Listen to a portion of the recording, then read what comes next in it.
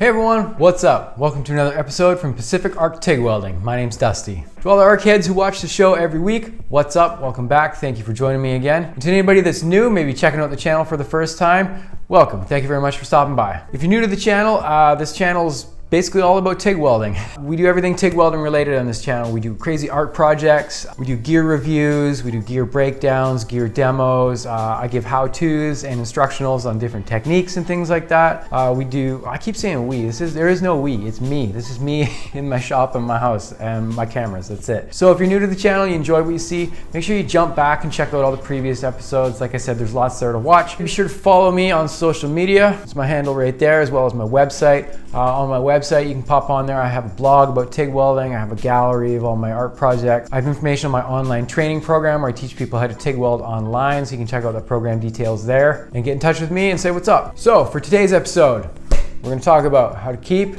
your tungsten clean.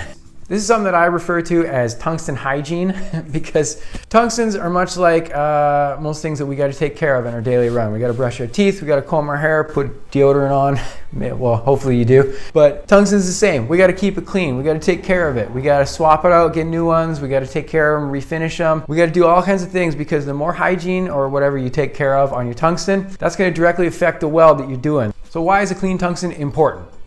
Well, quite simply, probably the easiest thing that we can avoid is problems with contamination. Contamination is something that I see when I'm working with my students online a lot. They hit me up with weird problems they're having. There's these weird finish on their weld. The things just look a little weird. They're getting spatter. Some things are turning out weird. And 99% of the time, it's a contaminated tungsten. So a contaminated tungsten can come from a lot of different things.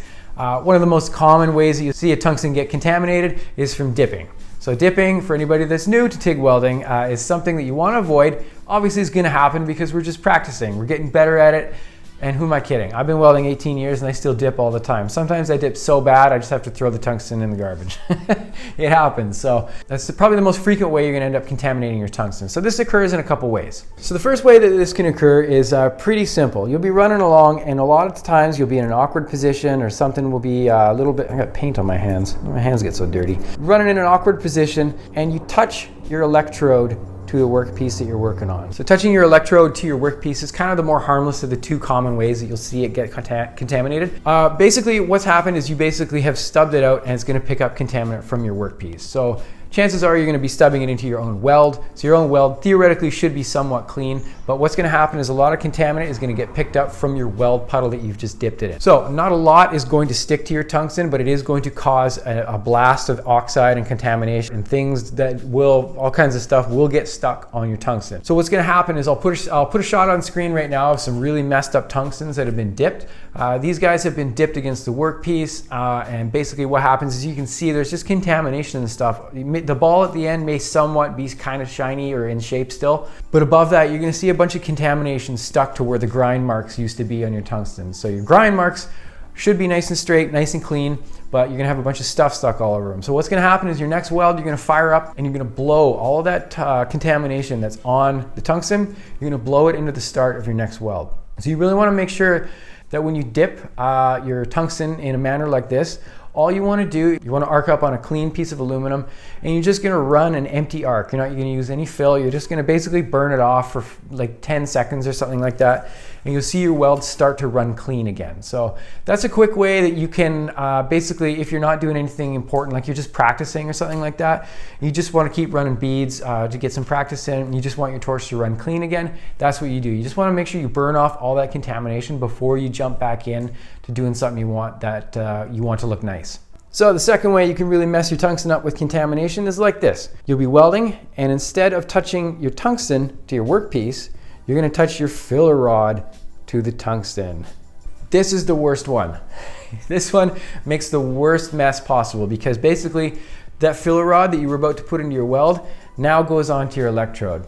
It's going to bind to the surface, it's going to cause a bunch of immediate oxide, and basically you're putting aluminum onto a tungsten surface that's trying to conduct electricity. So the electricity that's supposed to be conducted in a clean manner by this nice clean tungsten that you had, hopefully, is now being messed up by all this extra stuff that's coated onto your tungsten electrode. So what's going to happen is it's also going to spatter off immediately. This is going to be a very shocking experience if this has never happened to you before. But basically what's going to happen is all of that spatter is going to just immediately start to be ejected off of the tungsten. So this is going to happen, it's going to spray inside of your cup. You're going to get a lot of tungsten, you're going to get a lot of aluminum oxide stuck to the inside of your cup. If you're using a gas lens like I prefer to do, you're going to get all kinds of oxide covering the screen of your gas lens, so that's going to create gas blockages. This is a really nasty one. Basically, if this happens, it's like shutdown mode. I take my torch apart, I take my tungsten out, I don't even bother trying to clean it. I will just either try and refinish it on a belt sander, or if it's a tungsten I've been going on for a little while, I'll just throw it in the garbage. But basically, I want to make sure that my cup is completely clean on the inside. I'll take the cup off, I'll hold it up to a light like so, and I'll check it out. I'll look inside and you'll see all kinds of spatter and stuff that's now been bonded to the inside of your cup. With a TIG rod or a wire brush or something, you can get in there, you can scrape a lot of it off. That's really, really important that you do that, because the splatter inside your cup will cause gas deflection. You get a messed up weld. So clean your cup out. Also, like I said, if you're using a gas lens with a gas screen, you want to make sure you clean all the stuff off of your gas lens. So you can do that with a wire brush. You can do that with the end of a TIG rod. However you want to do it, what you want to do is just do it very gently. And I've talked about this several times on the channel, that when you clean your gas lens, you'll take your tungsten out, that'll be gone. But what you can do is with a wire brush or something, you can just give it little scrapes, very gentle scrapes, and get all the oxide and stuff off of the gas screen. Now what you don't want to do is you don't want to really aggressively jam your wire brush in there, because you can puncture the gas screens. So you want to make sure if you use a wire brush, you just do it gently. Same thing with the butt end of a TIG rod. You just give it little tiny scrapes, just enough to get the material off the gas screen, and you'll probably be back up and running pretty quick. So now that we've learned how to deal with contamination on the tungsten itself, this is important, because like I said, if we have a tungsten that's kind of messed up with a bunch of contamination and a bunch of other crap on it, it's going to mess your weld up. You're going to be able to run fairly smooth, get everything running like it was, but your weld quality is going to suffer greatly. So even the slightest amount of contamination on a TIG tungsten electrode is going to cause arc deflection. So I'll put up a clip right now of an arc starting up. So this arc, I'll show it a couple times. It starts up, it's kind of like flickering in a couple directions before it gets established. So this is affecting the quality of your arc startup. So that's something that you're going to see more and more of as you start to weld with a more and more contaminated tungsten, especially on AC. I find this is super, super sensitive. So you want to make sure that if you're starting to see arc deflection on your startups especially, you're going to want to swap your tungsten out for a clean one. Now your general arc performance is going to start to suffer as well. So I'm going to put a couple, there's a bug on my foot, get out of here. Sorry, so I'll put a couple clips up, I'll put a clip up right now. These tungstens here that I'm actually showing you right now have not even been dipped. These tungstens have just been used for a good chunk of a day. Yes, they're being cleaned, but what happens is that over time of using the same tungstens over and over for multiple arc startups in different positions, different standoff distances, you're gonna get contamination and weird things that build up on the tungsten. So even after a day of even keeping it theoretically clean, you're gonna start to notice stuff like if you look up the tungsten, you're gonna see little dark clouds. You're gonna see, basically this is gas deflection that's built up over time. These are little oxides that's gonna form on your tungsten. So when you start to see stuff like this, little crusty bits just above the ball of the tungsten on the end of the electrode, you're gonna wanna swap it out for a new one. It's just gonna give you a better arc startup, and then as you're wandering, you're gonna see less arc deflection, you're gonna see better cleaning action, and you'll generally have a cleaner weld in the end. And that's what we're after. So that's very important. Those are the reasons that we want to make sure we have a clean tungsten. So the next thing I like bringing up to someone when I'm teaching them is how to grind a tungsten properly. So if you look online, you're going to see there's a lot of different ways you can grind a tungsten. You can buy specific tungsten grinding machines. You can buy, you can spend a lot of money on those things. You look at like an industrial type tungsten grinding machine, you're looking at spending like somewhere around $500 or north on something like that. Now those are nice, they're great, but they're old-fashioned way that's always worked really well for me is a bench grinder.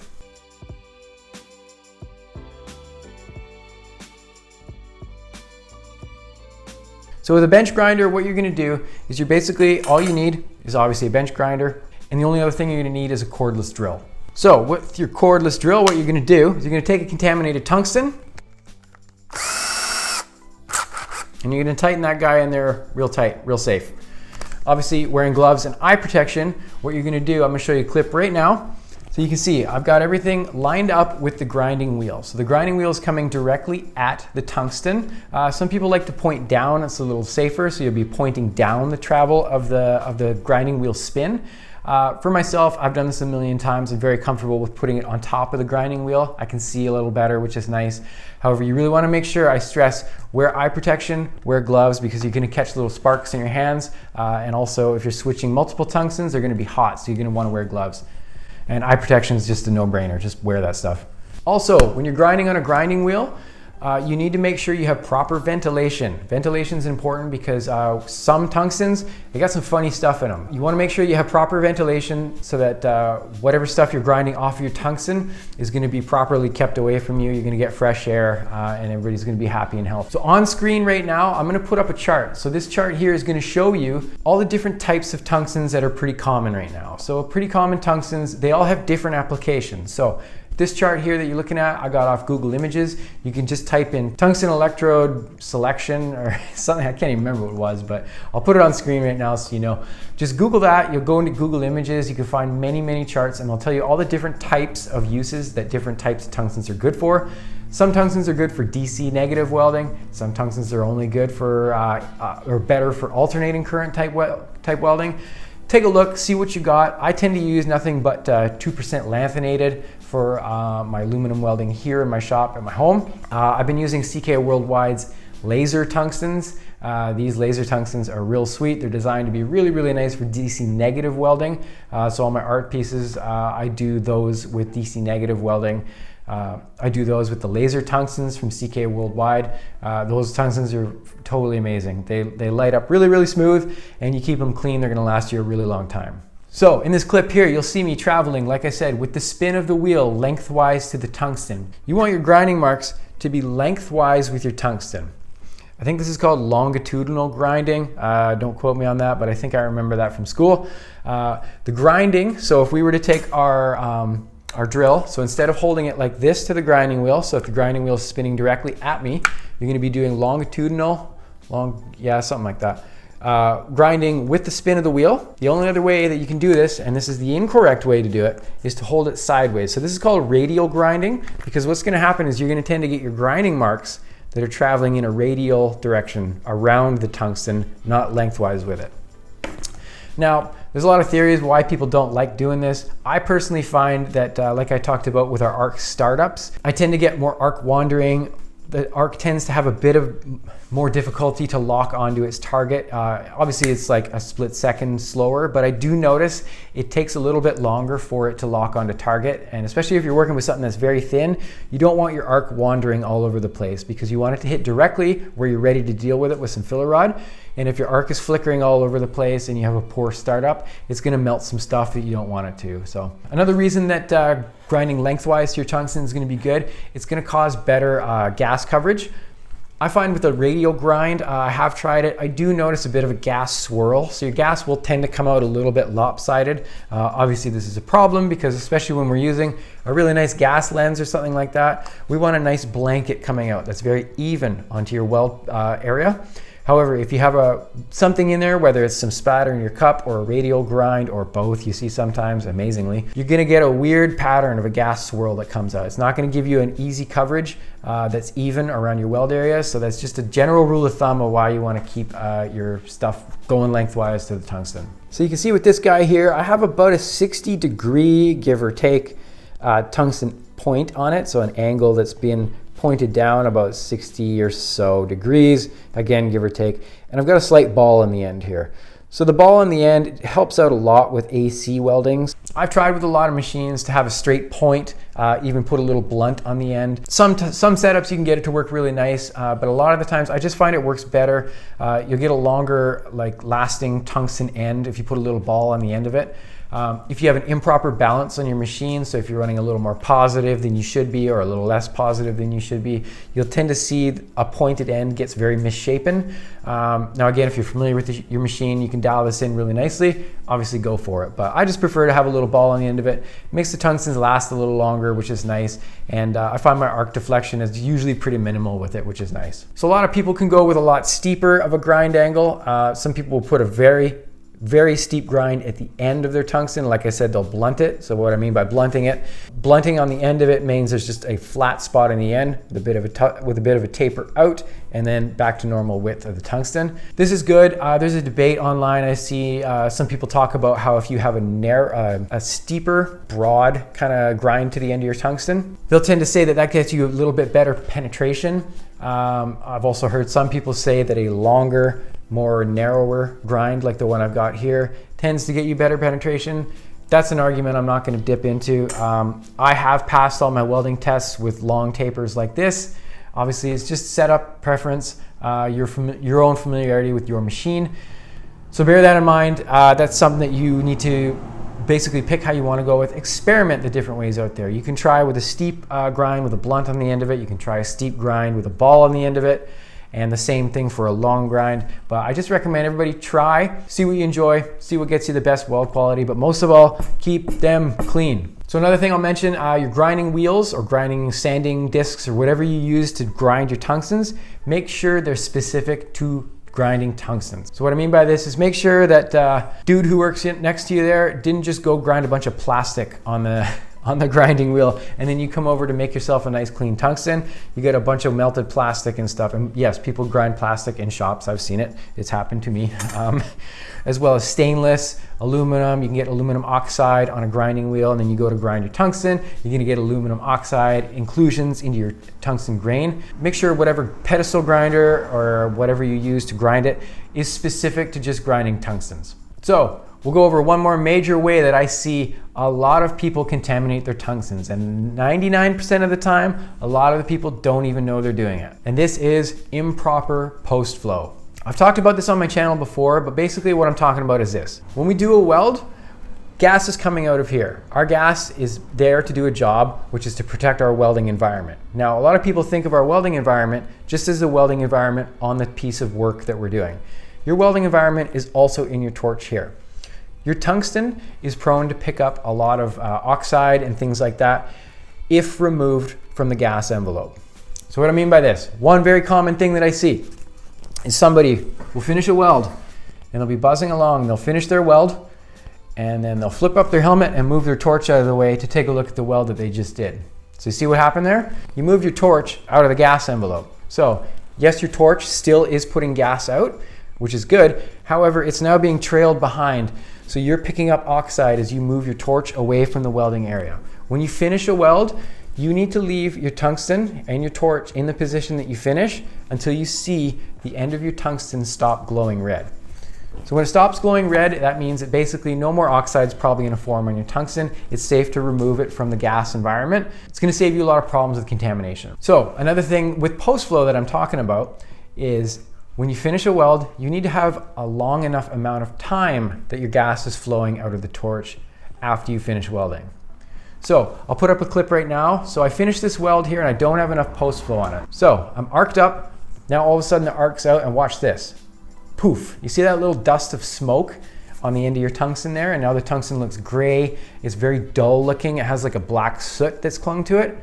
Basically, the gas cut off before the tungsten stopped glowing. So basically a good rule of thumb is if your tungsten is glowing, you still need to have gas covering the tungsten. As long as it's glowing, if you remove that gas, like I said, whether the post flow cuts off because you don't have it on your machine set to run long enough, or you remove it from the gas environment, it's gonna collect that oxide, and then what's gonna happen, watch this. I'm gonna start this next arc, bam, it just blew all that stuff into the weld. So you're gonna have your next puddle, the start of the weld, is gonna have a bunch of contaminant that's just been blown into the weld. So we wanna make sure that we have a tungsten that has proper and adequate gas coverage after we finish welding it. Now on my machines here, I usually like to shoot maybe a half a second extra probably to what I need. Yeah, I pay for my own gas, but I would rather make sure that my weld stays clean, especially when I'm doing my art project. So when I'm doing a project like this, how stoked do you think I am when I start my next pass and I have a bunch of oxide that gets blown into this art piece I've spent 10 hours working on? I need to make sure that I have more than enough post flow coming out after my weld to keep my tungsten and my art piece clean. That way I know every time I start up, I'm gonna get a nice clean start. I'm not gonna have any contamination that's blown into this nice art piece I've spent hours and hours working on. So that's it. We've been over how to clean your tungsten. We've been over what causes the tungsten to get messed up. We've talked about why it's important to have a clean tungsten. So please, I hope the message is clear. Keep a clean tungsten in your torch. You'll thank yourself in the long run. What I'll tend to do is like I have here, I have several tungstens just ready to go, chilling on the edge of my table. So it's gonna happen. You're gonna dip, you're gonna get contaminated tungsten. Just swap it out for a new one. It's not a big deal.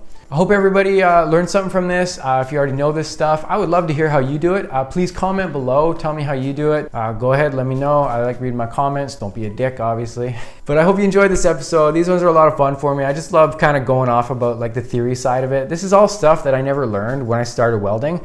And I really genuinely wish that I did learn, because it would have saved me a lot of time in the end if I hadn't known these little do's and don'ts. So again, I really like talking about all this stuff. If you have ideas for certain things you'd like to see me talk about on my channel, leave them in the comments below. I read my comments, like I said.